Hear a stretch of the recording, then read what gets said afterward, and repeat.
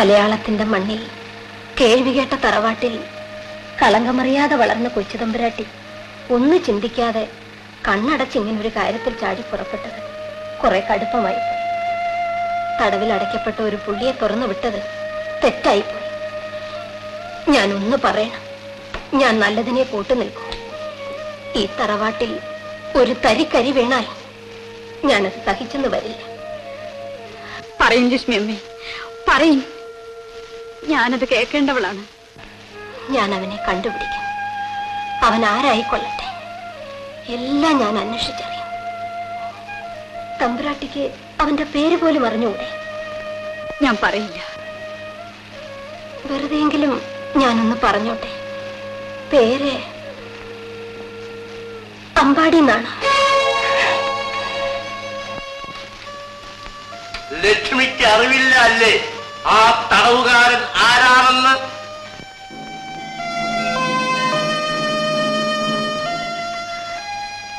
ഞാൻ അറിയില്ല. എനിക്ക് സമയം തരി, ഞാനത് അന്വേഷിച്ചറിഞ്ഞോളാം. എനിക്കതറിയണം. അപ്പോ നാം എന്താണ് ചോദിച്ചു വന്നത് മറന്നുപോയല്ലോ. ഞാൻ പറഞ്ഞു തരാവേ.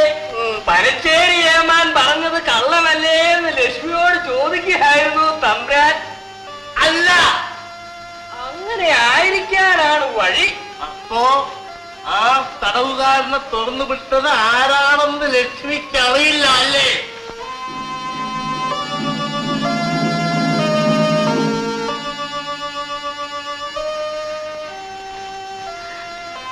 ഞാനല്ല. പിന്നെ ലക്ഷ്മിക്ക് പോകാം.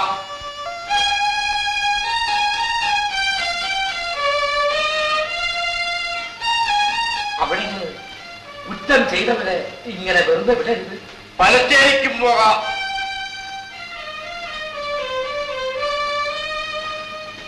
തമ്പുരാനെ, മുട്ടോത്തിനും പോകാം. പോകാം. വൈദ്യനും പോകാം. എനിക്കും പോകാം.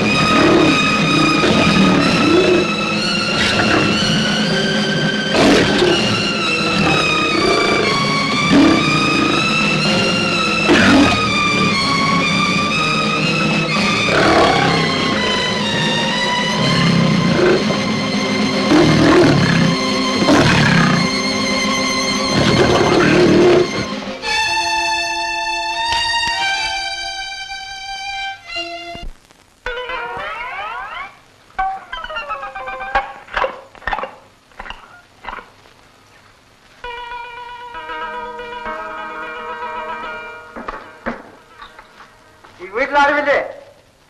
വൈദ്യരെ, വൈദ്യരെ, എന്നെ ആരും കാണാതെ പോകട്ടെ.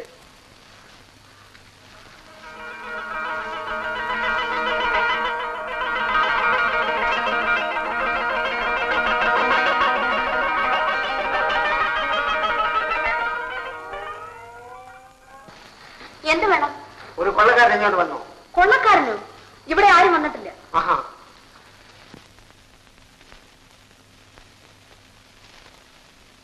മാളു, മാളു, ഒളിച്ചിരുന്ന് കളിപ്പിക്കാവുന്ന പുറത്തേക്ക് വരണം. എനിക്ക് ഒത്തിരി ജോലിയുണ്ട് കേട്ടോ. ഞാൻ പോവാ. മാളു, മാളു, എന്നെ രക്ഷിക്കണം.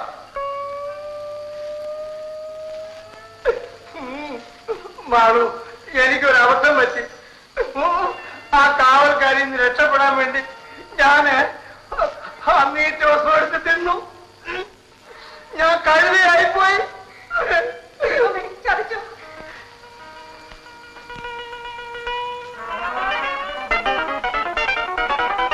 അളിയാ, അളിയാ, അളിയാ, അളിയൻ ഏത് വഴിക്കാണോ ഞാൻ നിന്റെ അളിയനായത്? അളിയാ, എന്റെ ഈ രൂപം മാറ്റി മനുഷ്യരൂപമാക്കി തരുമോ? എടാ കഴുതേ, നിന്റെ ഈ രൂപം മാറ്റി മനുഷ്യരൂപം ആക്കിയാലേ ഞങ്ങൾ കഴുതയ്ക്ക് എന്ത് ചെയ്യും? അത് തന്നെയല്ല, ഇപ്പോഴത്തെ കാലത്ത് മനുഷ്യന്റെ രൂപത്തെക്കാൾ നല്ലത് നിന്റെ കഴുതയുടെ രൂപം തന്നെയാണ്. എന്നാലും അളിയാ, ഞാൻ നിന്റെ സഹോദരിയെ സ്നേഹിക്കുന്നില്ലയോ? എങ്ങനെ എങ്ങനെ എങ്ങനെ? നിന്റെ സഹോദരിയെ ഞാൻ സ്നേഹിക്കുന്ന അളിയാ. എന്റെ സഹോദരി അല്ലേ?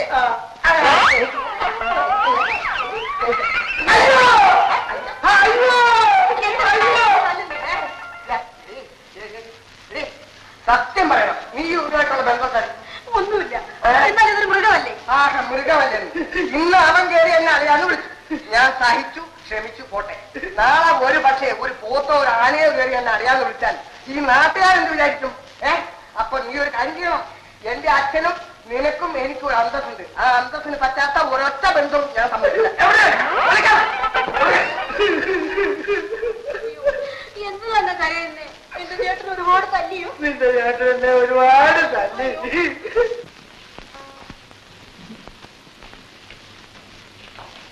കൊട്ടാരൻ കുതിരവൈദ്യന്റെ വീട് കാണും. അതെ, എന്തിനാ? അദ്ദേഹത്തിന്റെ മകൾ മാളുവിനെ ഒന്ന് കാണണം. എന്താ ആവശ്യം? അത് അവരോടേ പറയാൻ പറ്റൂ.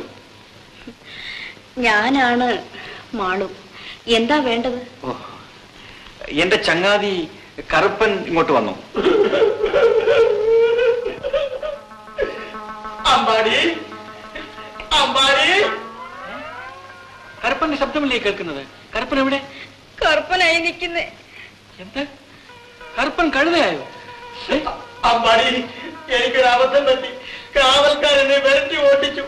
അവരിൽ നിന്ന് രക്ഷപ്പെടാൻ വേണ്ടി ഞാൻ നീറ്റുവസ്തു എടുത്ത് തിന്നു. ഞാൻ കഴുതയായിപ്പോയി.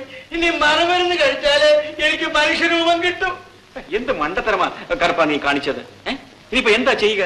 അച്ഛൻ സൂക്ഷിച്ചു വെച്ചിരിക്കുന്ന നീറ്റുഭസ്മം അച്ഛൻ അറിയാതെ എങ്ങനെയെങ്കിലും കൈക്കലാക്കണം. അച്ഛനത് എവിടെയാ സൂക്ഷിച്ചു വെച്ചിരിക്കുന്നത്? അച്ഛന്റെ കയ്യിലൊരു പെട്ടിയുണ്ട്, അതിനകത്താ. അച്ഛൻ എപ്പോഴും അത് കൂടെ കൊണ്ടു നടക്കും. ഓഹോ, ഒരു വഴിയുണ്ട്. ശരി. എടാ കിളവാ, എടാ വൈദ്യ, നീ വലിയ കൊട്ടാരം വൈദ്യരാണെന്നും പറഞ്ഞടാ ആളുകളെ പറ്റിക്കാണില്ലേടാ. ഞാൻ നിന്നെ ക്ഷേരിപ്പെടുത്തുന്നുണ്ടോ? നോക്കിക്കോ. നീ എന്നെ ചീത്ത വിളിക്കാറായോടാ? ഞാൻ നല്ല നിന്റെ തനിനിറ ഞാനൊന്ന് കാണിച്ചു. മോളെ വരുന്ന് പിടിച്ചേ, ഞാൻ കയറെടുത്തോണ്ട് വരട്ടെ. എടാ മോനെ ചന്തുള്ളി, കയ്യെടുത്തോടാ കയറ്. അതിലുണ്ട് നീറ്റുഭസ്മം, എടുത്തു. അമ്പാടി, ഒന്ന് വേഗം കൊണ്ടുവരും അമ്പാടി. ആ കേട്ട് വയത്തിന് ഇപ്പൊ കയറുമായിട്ട് വരും. അയാള് മാത്രമല്ല, എന്റെ അളിയനും വരും. ആ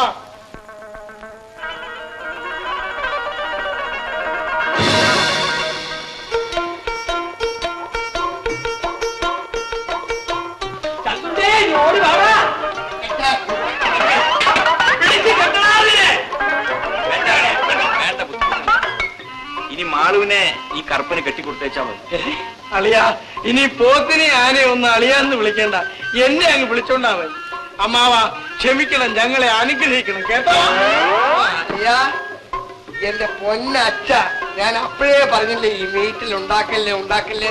അളിയൻ കഴുതിയായി, കഴുത അളിയനായി, എന്റെ പെങ്ങള് കഴുതിയായി, ഞാൻ കഴുതയുടെ അളിയനായി. അച്ഛൻ ഇതെല്ലാമായി. ഇപ്പോഴെങ്കിലും പഠിച്ചു. എന്നാലും മംഗളമായിട്ടെല്ലാം കളയാം.